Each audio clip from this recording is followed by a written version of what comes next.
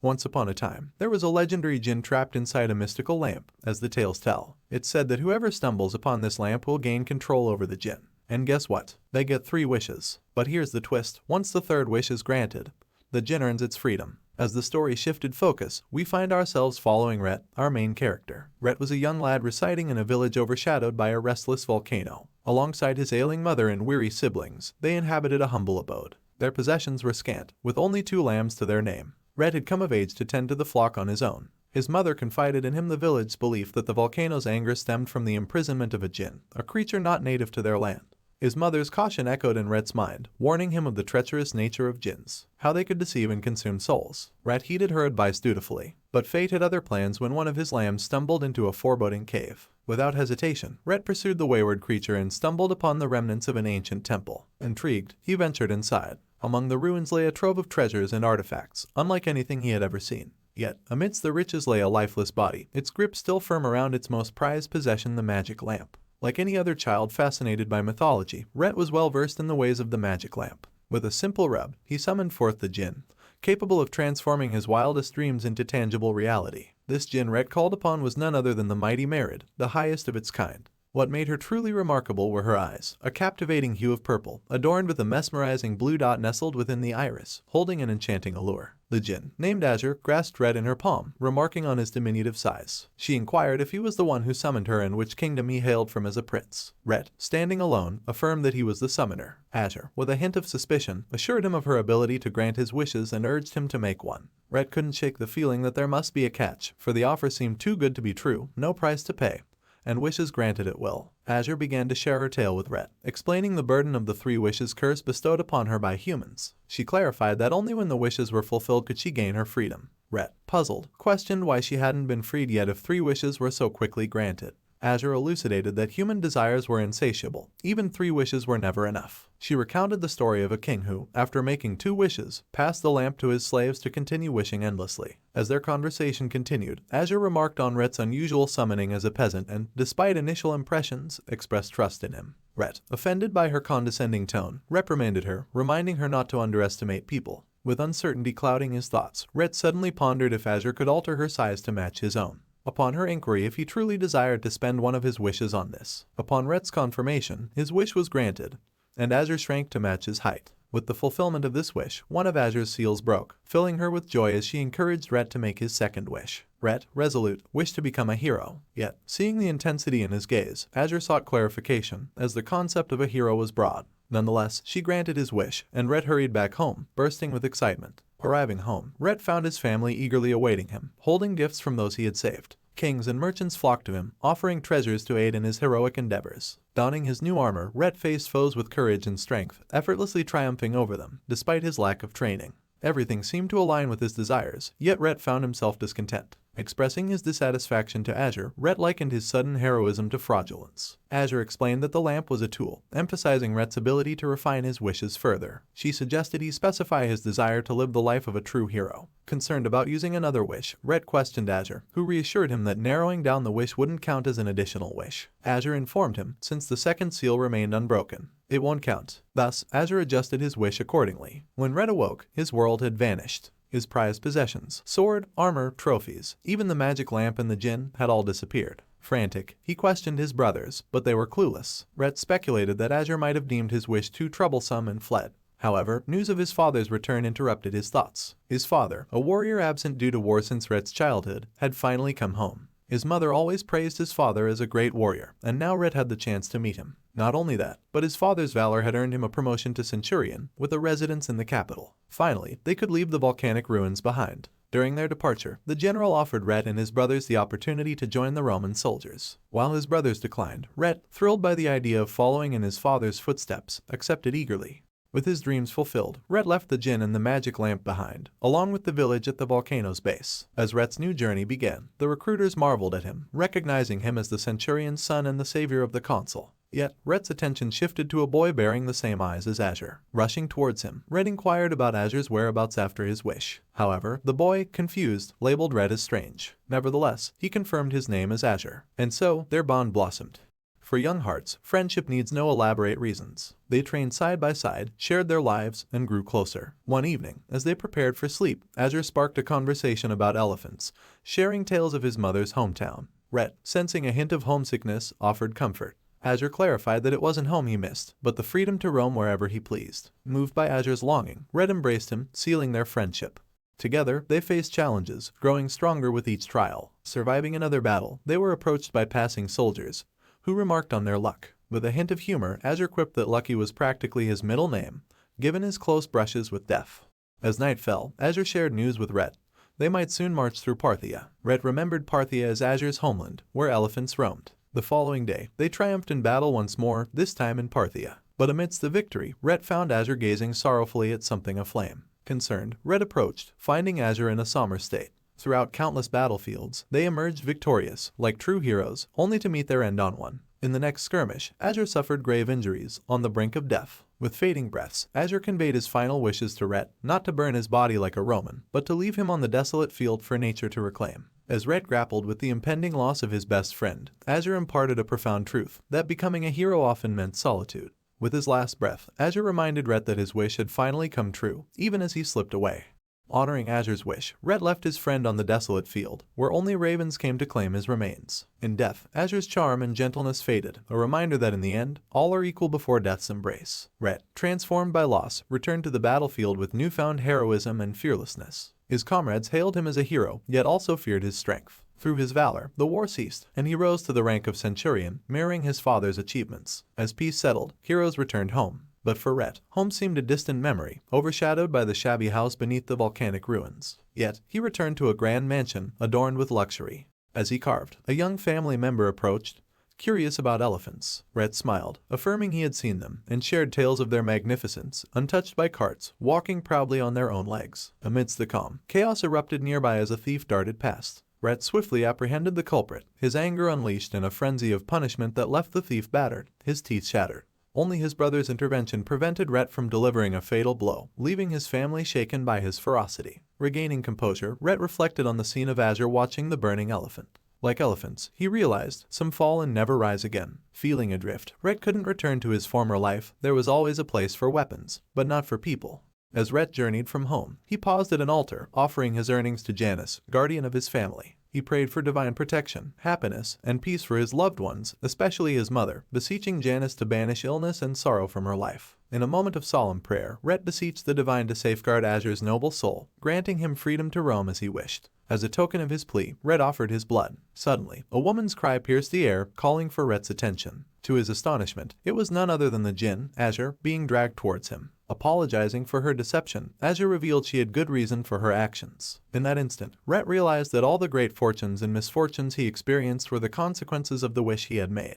Azure pleaded with Rhett to save her from being taken away. Rhett, addressing the merchant, inquired about the price for the slave Azure. The merchant, displaying arrogance, was caught off guard when Rhett revealed a pouch bursting with money. Rhett demanded Azure's contract, but before he could act, the merchant forcibly seized Azure by her hair, declaring her a troublemaker. Enraged, Rhett restrained himself from striking the merchant, instead offering the money pouch with a menacing glare, questioning if it was sufficient. Thus, Rhett succeeded in purchasing Azure.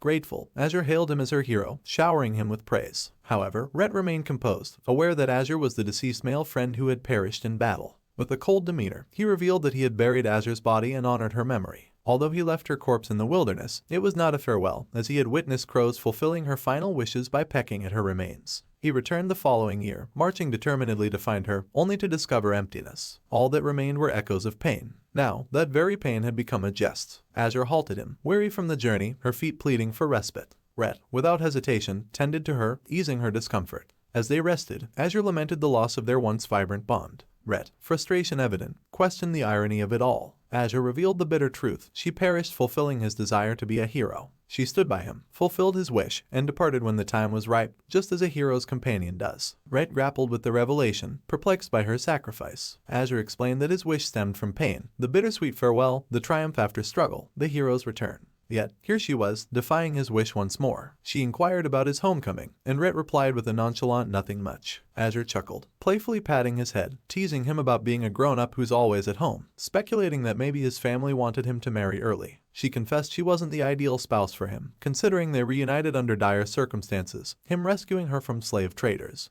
Then, with a mischievous grin, she joked about being his slave according to the law, implying he could do as he pleased with her. Rhett, moved by her words, whisked her away to a shop and purchased new clothes for her. Together, they headed to the registration office to officially release her from the status of being his slave. Once the paperwork was complete, Rhett set her free, urging her to follow her heart and go wherever she pleased. Taken aback by Rhett's unexpected actions, she clung to him, exclaiming her disbelief at encountering such a seemingly dull man. Rhett, grappling with his own uncertainties, expressed his fear of experiencing the pain of loss once more. Suddenly, a familiar face emerged from the crowd of soldiers. It was Marcus, a comrade from their days in Gaul, who recognized Rhett and warmly greeted him. Marcus expressed gratitude for Rhett's past assistance and inquired about the lady by his side. With a charming accent, Azure swiftly introduced herself as Rhett's betrothed, painting a picture of a virtuous lady eagerly awaiting their impending marriage. Marcus, delighted by the news, shared the joyous tidings with their fellow soldier, Quintos. The revelation left them pleasantly surprised, as they had previously perceived Rhett as stern and aloof. And so, amidst the unexpected turn of events, Rhett found himself married to Azure. His parents welcomed her into their home, reassuring her that she was now part of their family and urging her to seek their support in times of need. As they lay together that night, Rhett couldn't shake the feeling that everything had happened a bit too swiftly. Yet, in the warmth of their shared embrace, he found solace in the newfound chapter of their lives.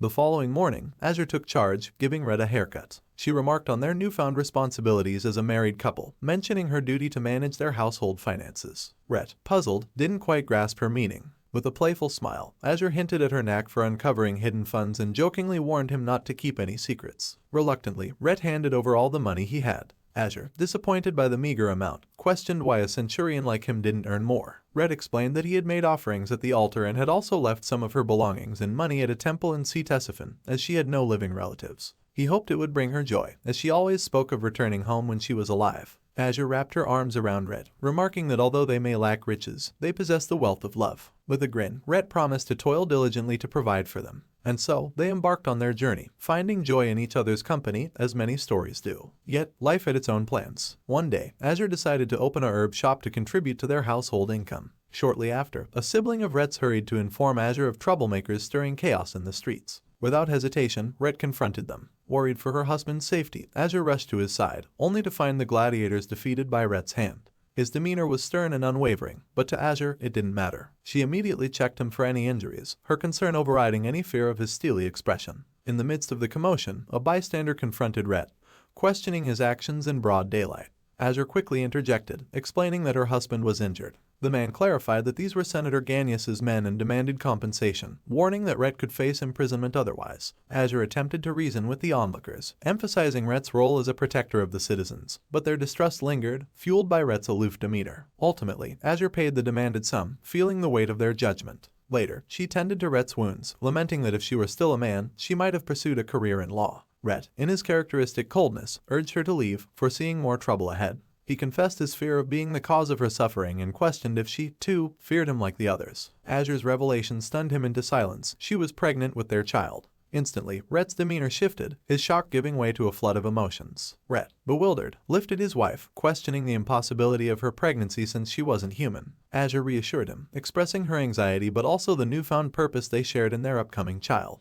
Meanwhile, Rhett's valor in defeating the gladiators had caught the attention of the tribune, who offered him a job. Asserting herself, Azure declared to Rhett never to ask her to leave again. Then, in a playful jab, she teased him, suggesting that if he persisted, she might find comfort in the arms of wealthy and kind older gentlemen who would appreciate her skills, both in bed and elsewhere. Provoked by Azure's teasing, Rhett engaged in playful pursuit, their laughter filling the air.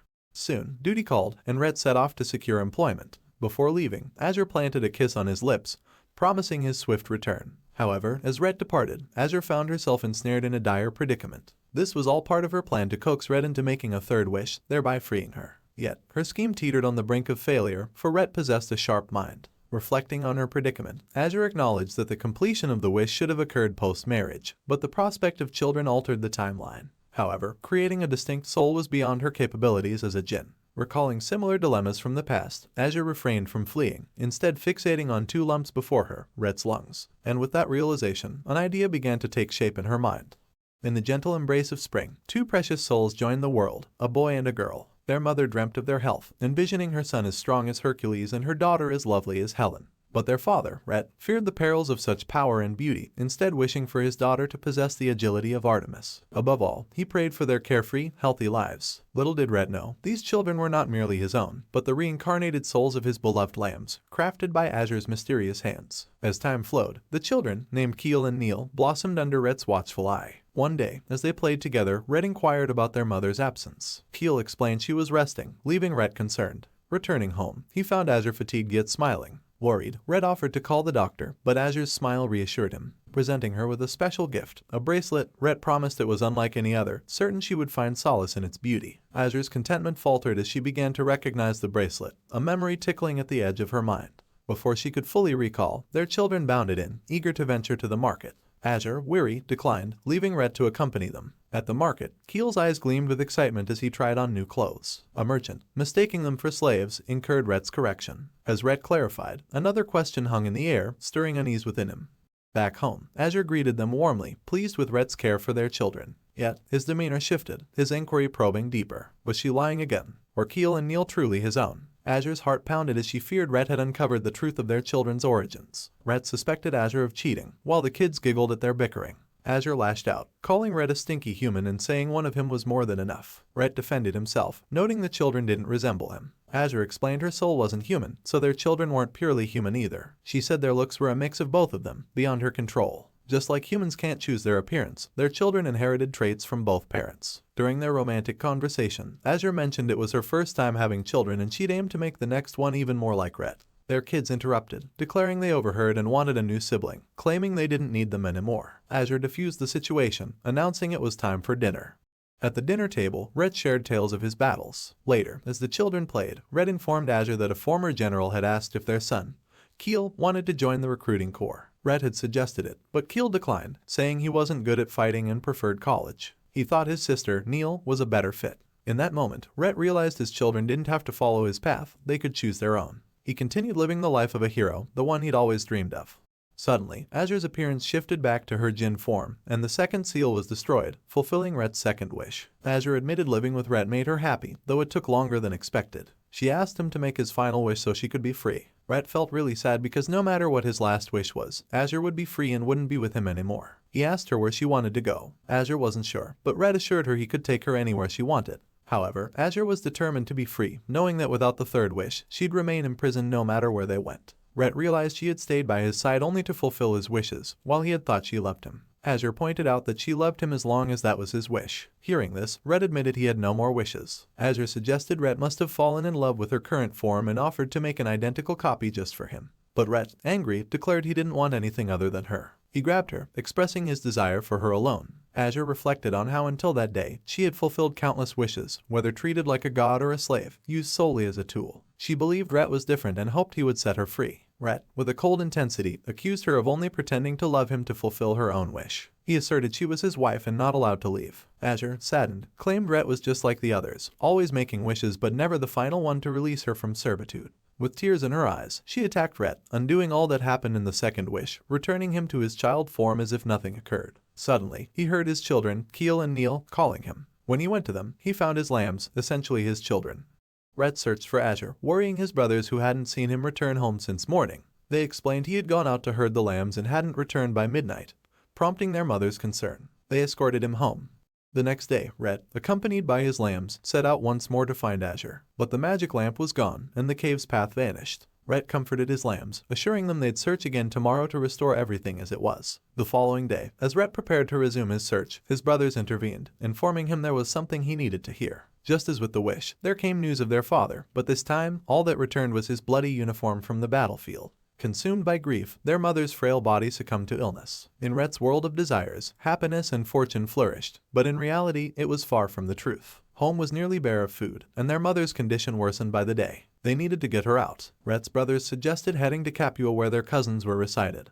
But without food, they'd starve before reaching safety. They could have sold the lamb's wool for money or even sold their meat to sustain themselves. Yet, they refrained, considering Rhett's condition. Rhett spent his days sleeping in the pen with the lambs and hardly ate. Despite this, his brothers couldn't bear to hurt him, knowing they couldn't afford to lose another family member after their father. In that moment, Rhett realized that if the wish was a beautiful dream, then now it was time to wake up. Hearing all this, Rhett, in tears, went and killed the lambs to provide meat for his family to survive. He apologized, expressing his desire for a happy life with them and taking responsibility for the situation. Rhett then grabbed his father's uniform and ran away recklessly, driven by desperation. He vividly recalled the road they once traveled together as a family when his father returned alive. But now he journeyed alone, relying solely on his own feet until exhaustion overtook him, and he collapsed in the wilderness. Rhett was discovered by soldiers from the 10th Corps, where he declared himself as the son of Centurion Calentius from the 7th Corps. Showing them his late father's uniform, he asked to be taken in since he had nowhere else to go. The soldiers of the 10th Corps agreed and took him under their wing. Rhett had been through this all before. He knew exactly what to do. He was filled with anger and violence, but this time, it was from the start. There was no one by his side, no companion, but he didn't feel lonely. Revenge was all that occupied his mind. Returning to the battlefield he once fled from, Rhett found a twisted sort of peace in killing. Without the Djinn's protection, even the mightiest warrior could not escape unscathed. Impressed by Rhett's skills, the other soldiers spoke of him. They noted that when Rhett drank, he talked about marriage and having children. They dismissed it as nonsense, reminding themselves and others that soldiers had duties to fulfill, and marriage wasn't an option. Despite all the pain he had endured, reality proved to be even crueler than imagined. The 10th Corps was defeated. In a world without the Djinn's blessings, no spear, no matter how sharp, could penetrate 1,000 shields. No warrior, no matter how mighty, could win a lost battle. The young man's heroic dream crumbled, revealing only harsh truth. Yet, Rhett refused to surrender. He tended to the surviving soldiers, carrying them one by one. The injured urged him to save his strength and leave them. But Rhett reassured them, promising they would survive and attend his wedding. Having seen this in the wish he made, he was certain all these soldiers would be present. Rhett pressed on, dragging the cart of soldiers without rest. But some began to succumb. Azure returned, taking the form of his best male friend, and reminded him he couldn't save everyone. Rhett brushed her off, insisting they weren't the same. When an old soldier became trapped under the corpses, Rhett rushed to his aid. They finally reached the camp, where the old soldier turned out to be the commander. He ordered medical attention for the injured and questioned Rhett's departure. Pointing out Rhett's survival and capabilities, he suggested staying and becoming a hero. At the mention of heroism, Rhett burst into laughter, knowing all too well the price one paid to become a hero, having lived through his own tale. The old man, now identified as Senator Gabius, offered Rhett the opportunity to return and find him if he was interested. Rhett recalled defeating the senator's gladiators in the past. Feeling like fate had brought him there, he smiled and declared he had changed his mind and would stay. Initially, Gabius wasn't the most powerful man in the Senate, but he understood the prerequisites of becoming a hero. One needed experience on the battlefield, a martial artist with primal fighting instincts. And secondly, one needed to have tasted the world, unafraid to get their hands dirty. One of Ganius's men suggested keeping Rhett on their side, recognizing his usefulness. Ganius agreed and proposed that Rhett get married. But Rhett refused, stating he was already married. Ganius explained that marriage was merely a political necessity, but Rhett insisted he was already taken. When Ganius inquired about Rhett's wife, thinking she might have passed away, Rhett replied that she had left him, his intense gaze revealing his anticipation to ask her about it in person. Following this, Ganius gathered the citizens and announced Rhett's heroic deeds. He saved Ganius's life and single-handedly rescued 28 soldiers from the battlefield. His talent from Syria contributed to the army's victory, saving them all. Ganius declared Rhett would be the general of 3 legions under him, legally adopting him as his son. Rhett would inherit Ganius's legacy and bear his name as if he were his own son. The citizens hailed Rhett as Rome's hero. Later on, Ganius and his people found themselves in dire need of money. Rhett offered a solution, mentioning a volcano near his childhood village. He revealed stumbling upon the ruins of a temple there, filled with countless gold and treasures. Rhett admitted he had planned to sneak some out, but unexpectedly encountered a Djinn guarding them. He asked Ganius if there was anything capable of defeating the Djinn. Ganius recalled a relic in the temple of Juno, a rope with a serpentine bracelet, whose venom could imprison a god along with their flesh. Legends tell of Juno's punishment by Jupiter, who used the rope to imprison her for 7 days as a consequence of her rebellion. Despite her divine power, she eventually transformed into a human. Ganius remarked that while killing a god might be challenging, killing a human was easy and enjoyable. He mentioned Assyrian spells that could confine gods within vessels, forcing them to fulfill their master's wishes. With a cold, sinister greed in his eyes, Ganius asked Rhett if the Djinn he mentioned truly existed. Rhett recognized that look, the look of someone consumed by endless desires and obsessions, someone longing for their wishes to come true. Perhaps Rhett himself shared the same desire. After years, Rhett returned to the foot of the volcano, no longer a poor shepherd child. Behind him stood a mighty army. They surrounded the mountain, knowing that finding the Djinn's temple was only a matter of time. The soldiers reported back to General Rhett, informing him that there were no signs of the cave. Rhett instructed them to keep searching, confident that it was somewhere nearby.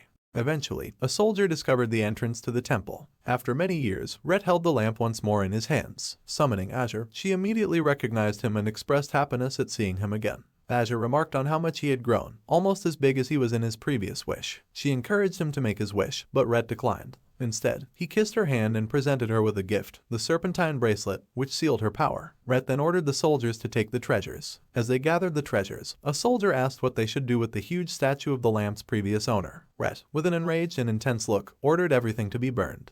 Azure remembered her mother's words vividly: stay away from the human realm, avoid falling for humans, or risk losing the way back home. But despite the warnings, Azure found herself ensnared by Rhett, who stripped her of power and locked her away. Tearfully, she questioned his cruelty, reminding him of their dwindling options. But Rhett saw through her facade, accusing her of plotting another escape. Hurt, Azure fled at the first opportunity, unable to shake off Rhett's watchful eye. Rhett persisted, convinced that Azure's heart was cold toward humans, incapable of caring. But then, in a surprising turn, Azure dropped her facade and expressed genuine admiration for Rhett. She marveled at his cunning, acknowledging his ability to find the means to imprison her. Reflecting on his rise to power, she admitted underestimating him. Astounded by his return for her, she questioned his motives beyond mere material gain, offering him the chance to make a wish of his own. Curiously, Azure inquired about Keel and Neil, only to be taken aback by Rhett's admission of their demise. With a sinister grin, she offered a tantalizing proposition, the chance to reunite with his lost sons. She explained their essence wasn't just borrowed from lamb souls but comprised of their own memories and souls. Excitedly, she revealed the possibility of transferring their essence into new, perfect bodies, customized to his desires, should he wish it so. Rhett's revelation struck a chord with Azure, understanding the power she held to create anew. He asserted that just as she discarded defective tools, so too did he. Gripping her hand, he reminded her of the object on her arm and the fate it held. In 7 days, she would become the humans she disdained. Rhett detailed the agony she would endure: mortal wounds, unyielding cold, and hunger, with no recourse to her usual trick of resurrection. Human life, he emphasized, meant being bound to a single body until death. With a menacing choice, Rhett urged her to select her gender for this mortal sentence, promising no leniency regardless of her decision. But Azure, unfazed, countered with resilience, claiming to have endured far worse. She questioned the hospitality of such treatment, longing for a drink from her favorite lazuli cup. As Rhett prepared to leave, Azure revealed one final plea, the knowledge that with humanity would come the loss of her wish-granting powers. As Rhett departed, Azure drifted into memories of her arrival in this world. She marveled at the majestic elephants and the radiant buildings of humans, despite her mother's warnings against venturing into their realm or becoming enamored with them. But the allure of the shining human world beckoned, and Azure couldn't resist its call. In the Lapis Lazuli city, the king, eager to safeguard his kingdom and his newborn prince, summoned a Djinn adorned with bracelets of gold and lapis lazuli. Blessed by the Djinn's presence, the prince lacked for nothing from birth, and the Djinn remained as the guardian of the nation, revered by its people. One day, in the castle's garden, the prince and the Djinn, Azure, engaged in playful banter. The prince proposed a bet: could he catch Azure? Amused, Azure accepted, teasing the prince about his diminutive size compared to her own. Undeterred, the prince inquired if she could grow larger, to which Azure confidently asserted her ability to surpass even the size of his tiny city. The prince, holding a bottle, challenged Azure to shrink and fit inside it. Azure, accepting the challenge, transformed herself to fit within the bottle. But as she did, the prince swiftly sealed the bottle, declaring victory and claiming her imprisonment as the fulfillment of his wish. Azure pleaded to be released so she could grant his wish, but the prince, wise to her tricks, anticipated her escape. In a stroke of cunning, Azure proposed a solution, using the 3 pairs of bracelets humans had summoned her with as a binding contract. She offered her blood as the seal, agreeing to remain trapped within the bottle until all 3 wishes were granted. In this way, the prince could summon her whenever he desired, ensuring her compliance to his wishes. The prince's satisfaction glimmered as he wished for Azure to be their eternal friend, a wish she gladly fulfilled. Friendship was a clever wish indeed, for friends, even without Djinn powers, could accomplish much together. As a trusted friend, Azure integrated seamlessly into the life of the Lapis Lazuli city, earning the gratitude of its people who revered it with statues and temples, while 99 priests worshipped it devoutly. It lived contentedly among them, basking in their adoration. Yet, as time passed, children grew into adults, and demands arose that friendship alone couldn't satisfy. They drifted apart, their bond weakening. Any desires the prince harbored now required a wish, drawing the attention of powerful figures to the city's enviable power. Concerns weighed on the king's mind. If he wished now, what would they do in the face of future threats? Furthermore, granting a wish would grant the Djinn its freedom once more. Realizing the inevitable loss of power, the prince struck a deal with his friend, trading the Djinn's magic for stronger protection. He understood that whoever possessed such power wouldn't need to use the final wish. Though the Djinn found his new friend's loud voice grating, it still granted his wishes, finding solace in his passionate beliefs, reminiscent of the stars it once admired. Sadly, the prince's quest for the stars ended in tragedy. Despite his wishes for invincible armor and an army, he perished, betrayed by those he trusted. His untimely demise left the third wish unspoken. Yet, the Djinn felt no sorrow, embarking on a journey of discovery, fulfilling wishes for countless others beyond the confines of the Lapis Lazuli city. Immersed in the diversity of humanity, it found boundless joy and novelty in every interaction, feeling alive like never before. However, as time passed, Azure grew bored with the repetitive wishes. To alleviate her ennui, she began playing pranks, injecting a bit of mischief into her existence. Azure, seeking amusement, constructed a magnificent castle for her master, only for him to perish from thirst on its golden floors. His greedy brothers, lured by the promise of wealth, were transformed into a rat, a skunk, and a hound, forever begging for forgiveness at her feet. Then came the wealthy businessman who craved immortality, only to be turned into a tumbleweed, condemned to wander the desert endlessly. Azure found humans endlessly entertaining in these moments. But soon, boredom crept back in. Returning to the present, Azure interrupted Rhett's conversation with a soldier, her face twisted with malice. She taunted the soldier, questioning his curiosity about her identity and any desires he harbored for wishes. With a wicked grin, she gestured toward the lamp nearby, tempting him with the promise of its Djinn, capable of granting any wish he dared to make. Rhett remained poised to strike should the soldier make a move, but Azure reassured him, stoking the soldier's greed by suggesting a life beyond mere servitude. As the soldier raised his sword against Rhett, the latter called out his name, questioning if his military service was nearing its end. With confirmation of just 1 month remaining, Rhett urged him to retrieve something valuable from their temple plunder before departing. Grateful, the soldier dashed off to seize the opportunity. Furious, Rhett seized Azure by the neck, warning her that provoking him would only intensify her suffering. With 3 days passed since her imprisonment, her powers waned, unable even to conjure illusions anymore. He noted her growing fear before tossing her a rope, remarking on the looming cold and his indifference to her perception of him.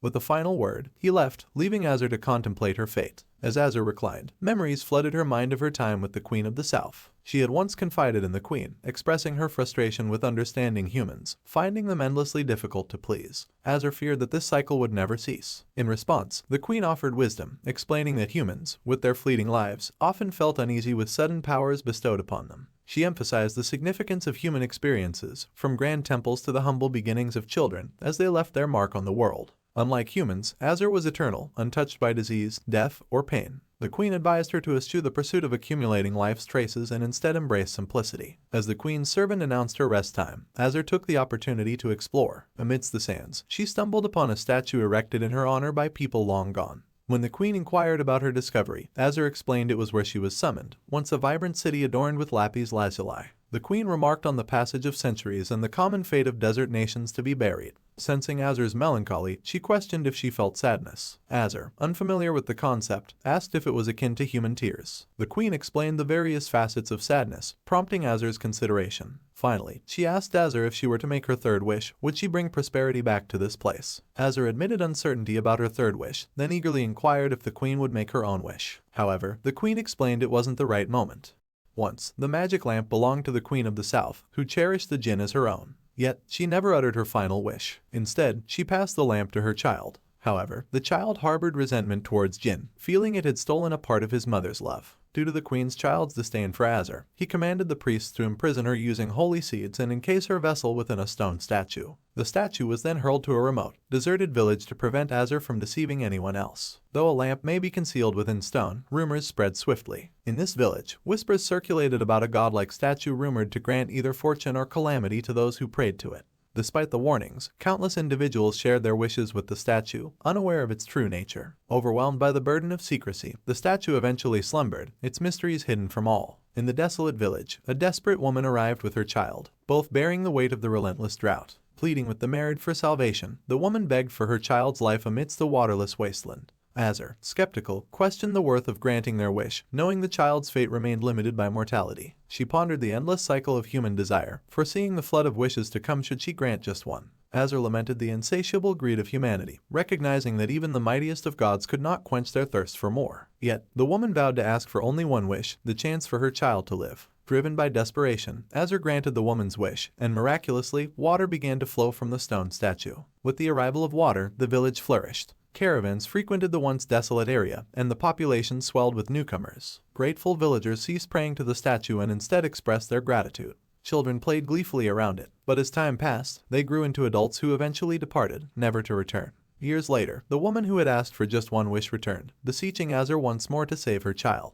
However, this time, her pleas fell on deaf ears. Azur had fallen into a deep slumber, unresponsive to her cries. As time marched on, the stone encasing Azur began to crumble until a group of humans stumbled upon it, unaware of the powerful being trapped within. The destruction of the stone jarred Azur from her slumber, and she found herself in the presence of the king of the Golden City. This city was unique, for it was home to both gods and humans, under the protection of divine beings. Seeking greater power, the king sought out a god from another realm, Azur. He commanded her to masquerade as his offspring, dwelling within the palace alongside his family, concealed from the watchful gaze of the gods, awaiting the war he believed he would emerge victorious from. During a conversation with the king's favorite child, Azur suggested that the king could simply make 3 wishes to free her. Curious, the child asked if Azur believed the king would be the one to do so. Azur expressed doubt, noting the king's numerous ambitions. When asked about her plans upon freedom, Azur revealed her desire to reunite with her mother and share her adventures, followed by exploiting a temple's worship for sustenance. The child then disclosed that they would become Azur's new master after their father's favorite. The king's daughter pledged to use her 3 wishes to free Azur and promised to build a grand temple in her honor, ensuring her perpetual worship. Overjoyed, Azur vowed to make her the queen. Despite granting countless wishes, Azur's own remained unfulfilled. As the war the king anticipated erupted, a goddess's wrath demanded the ultimate sacrifice, his beloved daughter. He could have used his final wish to prevent it, but he didn't. The war raged on, claiming lives regardless of status or appearance, a stark reminder of the equality in death. As Azur looked up at the stars, reminiscing about the wonders that once captivated it, they fell from the sky. In that fleeting moment, Azur believed the king would finally make his last wish, perhaps for those he lost or for his cherished dreams. However, on the victorious night of his return, he met his demise in the warmth of his bed, at the hands of his own wife, who couldn't bear the reality that her fantasies never died. Even in death, his grip remained tight on the magic lamp until the very end. The king, adorned in gold, lay in his coffin, surrounded by a temple soaked in blood-stained gold. His wife, grieving, decided to bury the magic lamp along with the tainted gold, hiding it where none could discover. But as she prepared to seal the hidden chamber, she hesitated, burdened not by greed, but by the sorrow of burying another piece of her heart. Voices of the personalities Azur had taken over the years whispered to her, urging her to make the wife wish 3 wishes to free Azur. Overwhelmed, Azur pleaded with the wife, asking if she desired to make a wish. The wife, taken aback, refused, deeming it an unusual request from a child. Closing the gate, she left Azur to rest, finally free from human desires. In her slumber, Azur wept, realizing her mother's wisdom and longing for eternal rest, away from the pain of existence. In time, Azur came to understand her mother's wisdom. Loving humans only brought pain. Drifting into a profound and lasting slumber, she became one with the land, her essence intertwining with the earth. Then, one day, Azur stirred at the sound of approaching footsteps. Curious, she peered out, only to find lambs. But these were no ordinary lambs, they belonged to Rhett, marking the beginning of our tale. In a nutshell, the story follows a young boy who discovers a magic lamp and summons a Djinn. The Djinn grants him 3 wishes, and they form a strong friendship, growing up together. However, it's not clear whose wish it was that led them to fall in love and promise never to part. The tale concludes with them living happily ever after. As Azur reminisced about her past with Rhett, they sat together, sharing grapes. Rhett questioned her hurried eating, and Azur explained that consuming them all at once enhanced the flavor. Passing the basket to Rhett, she inquired if it was adequate. Azur noted the importance of smooth edges and a spacious bottom, mindful of their soon-to-arrive babies, Keel and Neil. As they conversed, Azur mentioned the curious mating habits of praying mantises, where the female often devours the male. The mother gaining nutrition, Azur humorously threatened to eat Rhett if he ever made her hungry. Rhett, in jest, suggested she spare his right hand for wielding swords. Continuing their banter, Azur designated his left arm as her emergency snack. In a romantic moment, Rhett expressed a desire to become a part of her through consumption, prompting Azur to playfully question his cuteness. Rhett, feeling teased, urged Azur to stop. Noticing his recent nervousness, Azur wondered if he feared neglect after their children's birth. Rhett dismissed her concerns as ridiculous, prompting Azur to reassure him of his special place in her heart as the one she chose. Returning to the present, Rhett led Azur to bathe, where she voiced her dislike for human bodies. She described them as heavy, odorous if unwashed, prone to thirst and hunger, and uncomfortable around insects. Azur questioned Rhett's intentions in transforming her into a human. Would he punish, torture, and kill her, or force her to bear another child? Rhett remained silent. Reflecting on Rhett, Azur admitted to never truly understanding him. Initially an ordinary boy, Rhett's wish fulfillment made him question the source of his achievements. Azur found his naivety and dependence on her power perplexing, even bordering on stupidity. Recognizing the rarity of such an opportunity, Azur altered her appearance to support him. However, she soon realized that Rhett's journey to heroism wasn't as straightforward as she'd anticipated. During times of stability, Rhett yearned for conflict, disrupting Azur's plans. Despite desiring to return home, thoughts of battle consumed him. This internal conflict undermined Azur's efforts, leaving her frustrated by Rhet's unpredictable nature. The closer Rhet got to realizing his wish, the more he suffered. The battles and love he gained through the wish tortured him endlessly. Azur, deeply in love with Rhet, recognized her role in his torment. Despite their desires, neither achieved their goals. Holding Rhet's face, Azur confessed her responsibility for his suffering. Aware that Rhet desired neither money nor fame, she offered to relieve his pain, encouraging him to use his third wish to turn back time, erasing all that had occurred. Rhet confronted Azur, questioning if she truly understood the depth of his emotions and the pain he carried throughout his life. He rejected her offer to erase his suffering, emphasizing that pain was fundamental to his existence. With intensity, he demanded she acknowledge him as a living being, not a mere plaything. Laughing bitterly, Rhet expressed his desire for Azur to experience his anguish and despair, wishing for her to hate him as he hated her. In that moment, Azur realized the star she held glowed intensely, burning her hand like the fire stolen by Prometheus for humanity, illuminating the harsh truth of their relationship. The intensity of the fire failed to bring them joy. Its glare felt like it could scorch their eyes. Sensing Azur's fear, Rhet's demeanor alarmed her. Later, a soldier arrived, reporting that all goods had been checked and only sculptures remained in the ruins. He warned of a sulfur scent near the volcano, signaling the need to depart soon. Rhet instructed him to make arrangements but paused, considering the residents still living along the path to the ruins. Some fled famine, while others were desperate beggars, prompting the soldier to inquire about their fate. Rhet approached the people, warning them of the imminent danger as the mountain could erupt anytime. He urged them to leave swiftly, offering to escort them to the nearest town for safety. Among them, a child recognized Cleentius and eagerly pleaded to join him in the Legion. Rhet gently explained that the Legion wasn't suitable for children, but the determined kid persisted, longing to become a hero like him. Rhet, consumed by anger, forcefully grabbed the kid, questioning if he truly believed he would survive. He likened killing a child to squashing an ant and challenged the kid's notions of heroism. Rhet doubted whether the boy's actions would ever be celebrated in ballads or recognized by the gods. He explained that gods don't appreciate those who fight or die for them, they merely laugh. Releasing the kid, Rhet urged him to return home and preserve his life. Confused, the child questioned why Rhet had survived if his words were true. Rhet responded, acknowledging that someone had died for him. Countless people even. He cautioned the kid to listen to his dreams but warned against getting lost in them, as it would lead to a bleak end. Rhet then bestowed his sword upon the child as a gift to protect his family. Later, Quintus arrived and informed Rhet that the last wagon was almost repaired, ready for departure at any moment. Quintus expressed his disapproval of Rhet's rough treatment towards the child. Rhet reflected that if his children had lived, they would be around Quintus's age, perhaps even older. He inquired about Quintus's hometown, Capua, and its well-being. Quintus explained that his family had a business and had saved enough for him to join the army after their departure. Rhet then shared fragments of his own life with Quintus, revealing that this place had once been his home. His father had joined the military when Rhet was very young, leaving little memory of his face. Rhet's mother and brothers had been his primary caregivers. Despite their humble dwelling in the barren land, Rhet's mother shielded him from the harsh realities, weaving tales of brave heroes who triumphed over evil and found solace in Elysium after death. Rhet reminisced about his youth, recalling a time when he reached an age where he could shepherd lambs independently. He dreamt of scaling the mountain that loomed before the deserted village, the same mountain that stood as a barrier between him and the heroic tales he longed to live. Rhet would often gaze at the mountain, understanding that beyond it lay the path to his dreams and the stories of heroes he yearned to be a part of. To him, passing that mountain meant everything would be all right. Rhet pondered his journey beyond the mountain. He acquired treasures, faced challenges bravely, and even triumphed against odds. Yet, with each victory, he felt a sense of emptiness. What came next? The tales spoke of drinking wine and embracing beautiful women, but beyond that lay nothing. There was no realm of gods, no Elysium. Death remained final. Rhet realized that even in moments of glory, there was suffering. Behind the stories of chosen leaders lay the sacrifices of countless individuals. So he wondered, what truly defines a hero? Quintus gently suggested that perhaps there was a problem with Rhet's brain, as most folks wouldn't consider such thoughts. He reminded Rhet that the reason people followed him wasn't because of his lineage or any heroic laurels, but because he had saved their lives. Rhet chuckled at this realization and decided to stick around a bit longer. Meanwhile, Azur overheard someone calling her Lord Merid. Initially thinking it might be a former worshipper, she was surprised to find humans asking for wishes instead. Annoyed by their presumptions, Azur felt her anger rise, and the volcano began to rumble. She declared that she would never grant wishes again amidst the chaos. Amidst the tumult, Rhet's soul alone stood firm, determined to rescue Azur. Rhet's soul gently clasped Azur's hand, guiding her towards the exit.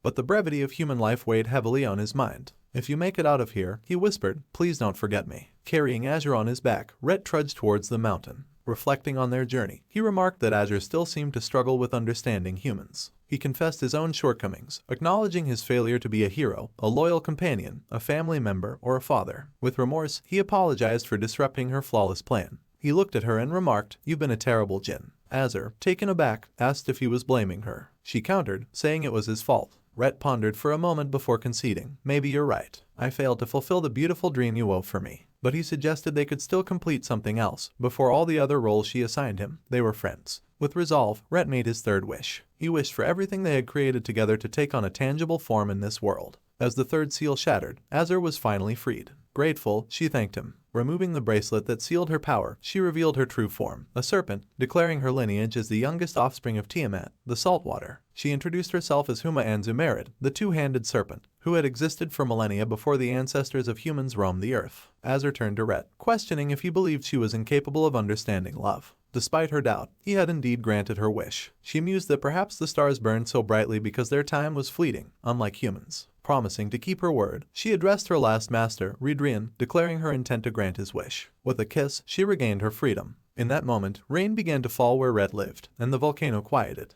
Azur was finally free. The scene shifted to Senator Gabius. His servant reported that all the gold and goods had been secured, but Rhett remained elusive. Gabius shrugged off the concern, remarking that dealing with one Caesar was headache enough. Having one less troublemaker was beneficial. Despite their failure to locate Rhett, they had stumbled upon a magic lamp atop the mountain. Gabius held the lamp in his hands and attempted to summon the Djinn, but nothing happened. Disappointed, he tossed the lamp aside, dismissing it as nothing more than worthless junk. However, whether they had the lamp or not, people's ambitions would persist, and blood-stained gold would continue to change hands. After the disaster had passed and people began returning to the abandoned village at the foot of the volcano, Rhett decided to settle there once more. He built a hut atop the mountain, mirroring the one from his wish. Within a year, grapevines adorned his windowsills. Sometimes, neighbors would inquire why he hadn't chosen to retire to his hometown, marry, have children, and spend his old age in peace. He always responded, "I've already lived that kind of life." The scene then shifted to the one narrating this tale, Rhett's son. He declared that despite everything, he still believed that his parents deeply loved each other. Otherwise, he and that blood relative of his wouldn't be in their current condition, reborn into this world. Now, Rhett lives there in peace. He still wields his sword when someone calls for his aid, but more often than not, he strolls along the mountain with a shepherd's staff. He's seen more of life than most, having been a hero in his past life. Now, he embraces the simplicity of being an ordinary person once more. The only change now was what captivated his gaze, no longer the mountain, but the endless expanse of the ocean. Like the blind poet who immortalized mighty heroes in epic poems, Rhett marveled at the wine-dark sea. He remarked that Azur had truly granted his wish. In her true form, she remained by his side. And so, our story comes to an end.